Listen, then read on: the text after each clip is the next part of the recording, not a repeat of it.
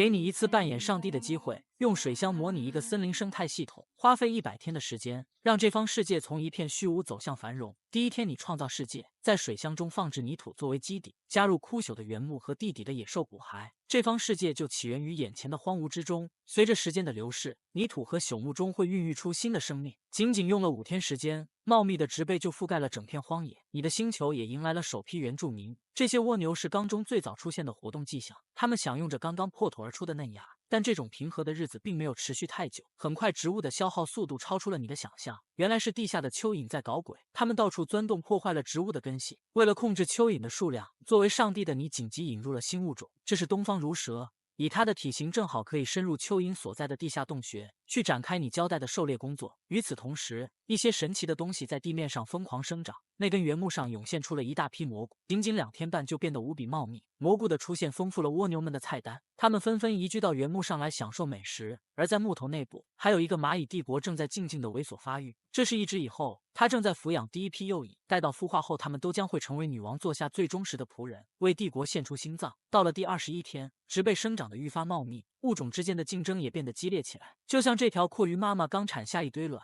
就已经被其他捕食者盯上了。蟋蟀们对它的宝宝觊觎已久，由于缺少天敌的制约，它们在这里肆无忌惮的繁衍，眼看族群数量就要超出控制。作为上帝的你紧急引进了2只跳蛛，它们是一对雌雄双煞，别看外表可爱，却是专吃昆虫的替灵打野。带着任务来到这颗星球后，跳蛛夫妇直接开启了杀戮模式。虽然蟋蟀的视力极其出色，但跳蛛速度的更是厉害，只需咬上一口就能使它的猎物陷入瘫痪状态，接着开启美滋滋的享用时间。与此同时，以后巢穴中的第一个士兵也正破巢而出，女王亲自帮助他展开4肢行走。一个强盛的蚂蚁帝国正在崛起的路上。时间过去50天，乡中已经杂草丛生，植物之间也在展开激烈的地盘争夺战。你意识到需要更多的食草动物来维系平衡，于是引入了新生物千足虫。它们一到这方世界就钻入了丛林之中，默默展开了工作。而许久不见的跳蛛也已经用丝线筑起了巢穴，原来它已经有了宝宝。建立猪巢的目的就是为了保护自己的孩子，为此甚至关上了大门，拒绝被观察。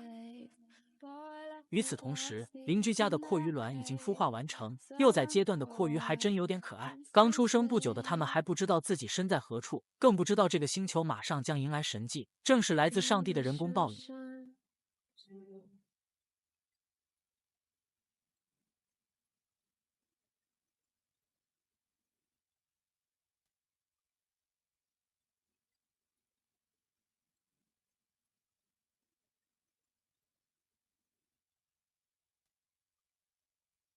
久违的暴雨降下甘露，所有动物都在品尝雨水的鲜甜，就连花朵都在这场大雨后盛开了。雨林乡焕发出前所未有的生机。然而跳蛛的日子却是越来越不好过，只因蚂蚁帝国的崛起，抢走了太多本属于它的食物。它向上帝祈祷，换来的回应是新的种族加入，一群木蝎子，它们有强大的爪子和毒刺，所以你小心翼翼地将它们放进生态箱中。大多数蝎子立刻钻进了森林中寻找庇护所，但有一只却误入了跳蛛的地盘。好在跳蛛也拿捏不准木蝎子是否在自己的菜单上，他靠近对方仔细观察，看了又看。由于木蝎子始终保持一动不动，最终跳蛛还是放弃了捕食的打算。但其实木蝎子并非老实木讷，到了晚上它们就化身潮男靓女，披着荧光皮肤出来蹦迪吃东西，这性格和作息像极了当代大学生。到了第90天，作为上帝的你模拟出了旱季，长期没有雨水的地面变得干涸，生机正在褪去。你将一部分动物接了出来，因为你知道在第94天，雷暴即将降落在极度干旱的土地上，引发一场难以控制的野火。它一触即然，迅速蔓延至整个水箱，直到一切成为灰烬。然而这个生态系统还没到完结的时候，灰烬中还会孕育新的生命。正如万物皆有循环，生命在一代代的更迭中走向延续，正如我们的生态环境那样周而复始的持续演变。